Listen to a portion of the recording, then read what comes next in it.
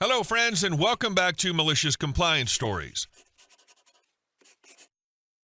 Let's kick off today's video with a quiet night in a nearly empty restaurant until a couple of entitled walk-ins tried to crash the party 5 minutes before closing. But before we begin, best way to support our channel is to leave comments, like, and subscribe with a turned-on bell so you don't miss the new video every single day. Here we go. We want real food. Too bad the kitchen's closed and the lights are off. Back when I worked in a kitchen, I was part of a small team at a restaurant tucked right next to a music venue. We had the usual rushes on concert weekends, people pouring in before and after the shows for food and drinks, but in the off-season it slowed down a lot. We'd get a few regulars, the occasional passerby, and on some nights it was so quiet you could hear the fryer sigh. Despite that, the bar stayed open year-round, often hosting music nights, which meant we were always open even when business was dead slow. One late fall evening, the place was practically empty. We'd done all the cleaning, rotated our stock, checked expiration dates, everything was squared away early. That's when I noticed a box of apples on the edge of turning. Not rotten yet, but definitely on the verge of mealy. I took it as a perfect excuse to avoid scrubbing behind some long-forgotten shelf and instead decided to test out my pie recipe. We didn't usually make pie, it wasn't on the menu, but it kept me busy and the place smelled amazing.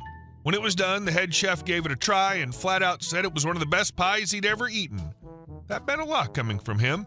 He even took one home for himself. I was riding that little high all the way through the end of my shift.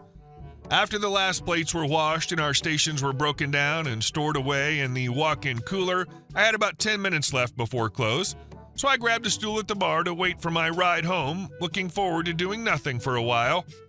That's when they walked in. Now, two people showing up 5 minutes before closing for a drink isn't uncommon. It's annoying, sure, but we're used to it. The bartender told them politely that we were closing soon, but the man, middle-aged, smug, leather jacket and all, says, "We want food." I stood up from the bar and responded as calmly as possible. "I'm sorry, the kitchen's closed. The line cooks have all gone home. We can't serve food at this point." He gave me this snide look and sneered, "I thought this was a restaurant." Trying to keep the mood light and maybe score the bartender a tip, I said, "We do have some apple pie I made today. I'd be happy to serve it on the house. It's dessert, but it's homemade." The woman, who was draped in a faux fur jacket like she'd just stepped out of a community theater production of Cruella de Vil, looked genuinely offended. "We want real food," she huffed. At that point, the bartender was done playing nice. "Then you should have come in before 10. Bar's now closed. Get out."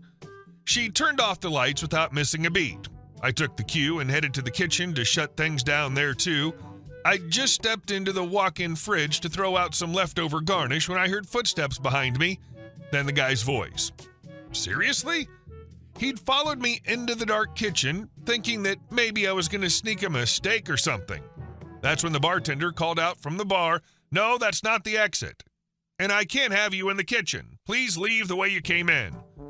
She was printing the end-of-night credit card reports by then. From his perspective, I'd walked through a door into the dark and vanished into thin air. He probably thought I was hiding some secret food stash back there. They both stomped out, grumbling and fuming. I poked my head out of the fridge once I heard the door close and flicked off the parking lot lights. Just a little parting gift. Later that night, the bartender gave me a ride home, and on the way, she told me those two had only been there a handful of times.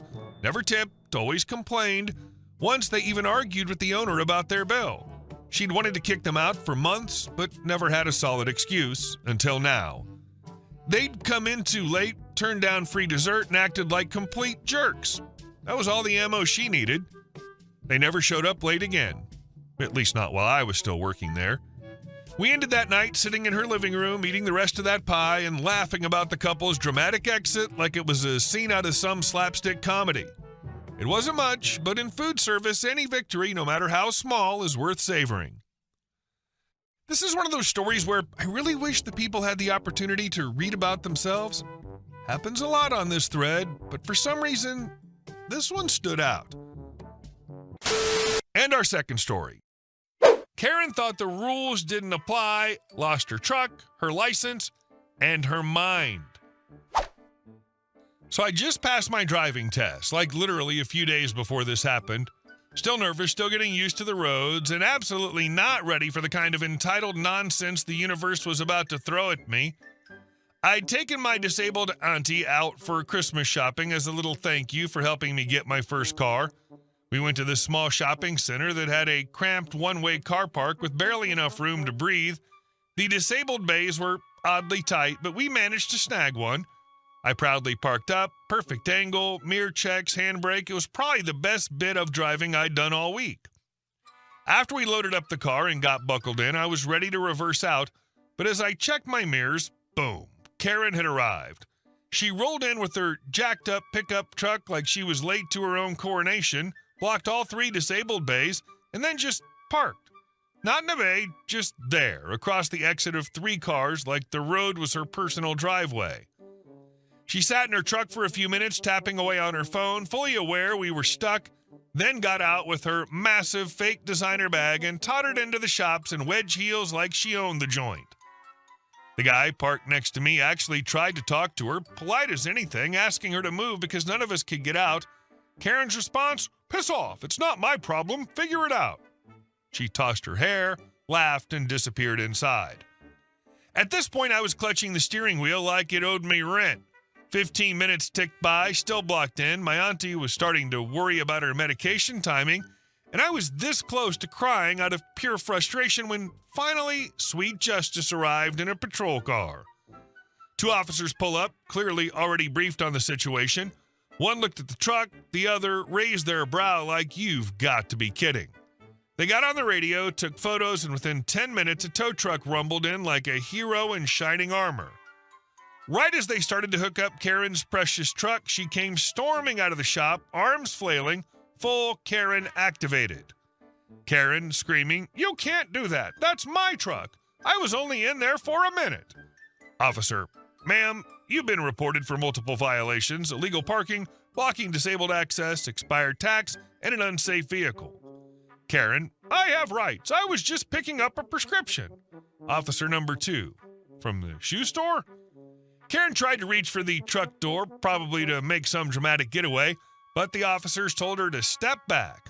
That's when she shoved one of them. Yeah, she shoved a police officer. Cue the cuffs.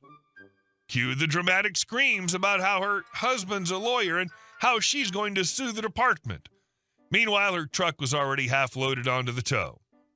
The officers informed her she was being arrested for assaulting an officer on top of everything else. Her face turned the color of canned cranberry sauce as they walked her to the car while she screeched about Christmas being ruined. I finally reversed out of my space, careful, smooth, and gave the officers a thumbs up as we passed. My auntie just sipped her bottle of water like it was tea and whispered, "Good riddance." Lesson learned, if you drive and park like an entitled brat, don't be surprised when Santa brings you tickets, a tow, and a shiny new pair of cuffs. That Karen's parking was selfish, but the way she doubled down, laughing, strutting into a shoe store, and telling others to figure it out, that's crazy. May her mugshot be forever memorialized in the annals of play stupid games, win stupid prizes lore, and may your future parking experiences be Karen-free. And our last story. Neighbors ignored my damaged roof until the police and a $15,000 lawsuit showed up. I live in a terraced house in the UK, an old but sturdy place that's seen a few decades. About a year ago, the people next door, let's call them Darren and Mel, decided to build an extension onto the back of their house. Fine, everyone's entitled to improve their home, but what they didn't mention was that their plans somehow involved cutting into mine. One day, I came home to find my roof tiles cracked and part of my gutter mangled. Their construction crew had clearly damaged my property to make way for their extension. I asked Darren about it, and he shrugged it off. Oh, that? Probably just old tiles. You might want to think about redoing the roof anyway. As the weeks went by, I noticed more issues. Water stains started appearing in my kitchen ceiling. Then the lights flickered. An electrician confirmed it. Water had gotten into the electrics. And the source? The very spot where Darren and Mel's extension overlapped my roofline. Here's the kicker. Their extension didn't just cause damage, it physically blocked off the area where my roofer would need access to repair it. The builder literally said, "I can't do anything unless that overhang comes off. I'd need a crowbar and a lawsuit to get near it." So I tried to be civil. First I wrote a letter, no response. Then I knocked on their door. Mel answered, smiled, and said, "Oh, Darren's not home. He's off at golf. Maybe try next week?" Next week turned into next month. I tried to talk to Darren when I saw him on the street. He pretended to take a phone call and jogged away. It became clear they were ignoring me on purpose. I decided to check their planning application. Turns out they didn't even need full permission. They applied under permitted development. But here's the catch. What they built wasn't what they submitted. It was bigger, bolder, and now illegally overlapping my property. The council's answer? It's a civil matter. I was livid, so I called the police to report the damage. To my surprise, they took it seriously and agreed to come by and assess the situation. Meanwhile, I contacted my insurance to begin a damages claim. But Darren and Mel still weren't taking it seriously. They thought they were untouchable. That is, until Friday. The police showed up. I gave them the documentation, photos of the original roof, emails, the surveyor's report, the planning submission versus what was actually built. They inspected the roof and made some notes. An officer said, "If this turns out to be trespass and criminal damage, they'll be forced to comply." Later that day, Mel must have realized the situation was turning. She came over trying to clear the air. "You know," she said, "we're all neighbors. Do we really need to involve solicitors and police? You're making a fuss over a few roof tiles." I replied, "Mel, those few tiles have caused water damage, electrical problems, and you've blocked legal access to my property. So yeah, I'll see you in court." The very next week, my insurance sent a structural inspector who wrote a damning report about the extension's impact on my home. That report made it to my solicitor, who promptly sent them a notice of intent to file a claim for over £15,000 in damages and legal fees. That's when things really kicked off. Turns out Darren and Mel hadn't disclosed their illegal overbill to their mortgage provider or home insurer. Once the insurers were notified of the encroachment and structural violations, they pulled coverage. Suddenly, their dream extension became a financial bomb. And it got worse. The council, after being pressured with my documentation and a very loud phone call from my solicitor, was forced to send out an enforcement officer. The officer confirmed that their structure violated boundary lines and did not match the submitted plans. They were served a formal notice. They had two choices: tear down the overhang or face a fine and forced demolition. Guess which option they chose?